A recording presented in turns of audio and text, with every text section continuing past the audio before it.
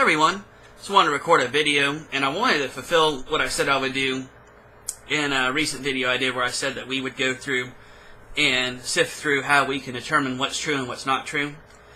So there's going to be a few videos on this. I'm going to do them separately because I think if I did them all at once it'd be more difficult for people to digest. And I find that people tend to like shorter videos. So I'm going to try and keep these videos as short as I can. This video is going to be about disjointed thinking. And there are two types of thinking, and I'm going to define both quickly, and then I'm going to talk about disjointed thinking for a couple minutes.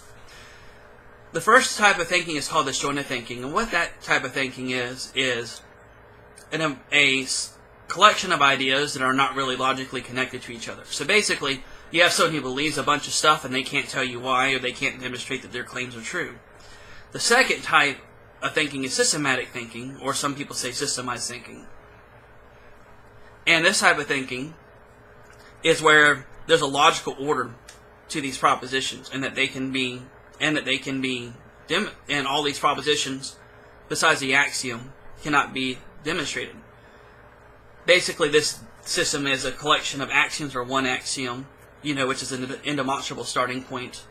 You can't demonstrate it because if you did, then whatever you use to demonstrate it would be the starting point. So you got to stop somewhere when you trace back. But there are theorems that you can deduce from that, and theorems are basically propositions or a collection of propositions that come from the truth of an axiom. Given the truth of an axiom, this theorem is true. That's how it works, and that's how everyone should do the thinking, especially philosophy. So with disjointed thinking, in regards to that, a lot of people, and in fact most people, are disjointed thinkers. A lot of people believe stuff, but they can't tell you why, or they can't give you a demonstration that what they're saying is true. A lot of people believe things because they heard it on the news, or they read something off the internet. Like I saw an article today where it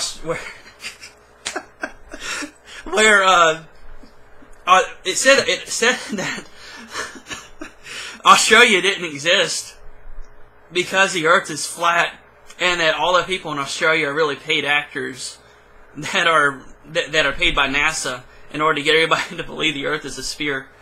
So I bet it's just one of the most far-fetched articles I've ever seen. I mean, I can't prove it's false, but it's just a lot of trouble for something so non-consequential, I suppose, theologically speaking. But there's a lot of people there are people that believe that stuff. But there are a lot of people that believe things because they learned it in school, or maybe they heard it on TV, maybe someone they respected told them, maybe they learned it from their parents, maybe from, a best friend that they have a lot of respect for. I mean, there's all kinds of things. But those things, hearing it from your parents, best friend, news, it's not really a way to demonstrate that the proposition is true. It's only true as far as you know, and then if it's only true as far as you know, if it's tentative, then you can't really definitively say it's true, and then really it's more of an opinion. An opinion is a belief that may be true or not true. But disjointed thinkers, they have all these ideas, but they can't connect them. They can't connect the dots. They can't show whether or not those beliefs are true. So that is disjointed thinking. It's pretty simple to understand, I think. I may do a more in-depth video on that in the future, but in the next video I'm going to talk about systemized thinking, or systematic thinking, if you will, and we'll just continue on down the process until I get to how we, as believers in the Bible, can know whether things are true or not. So until then, I thank you for watching, and God bless.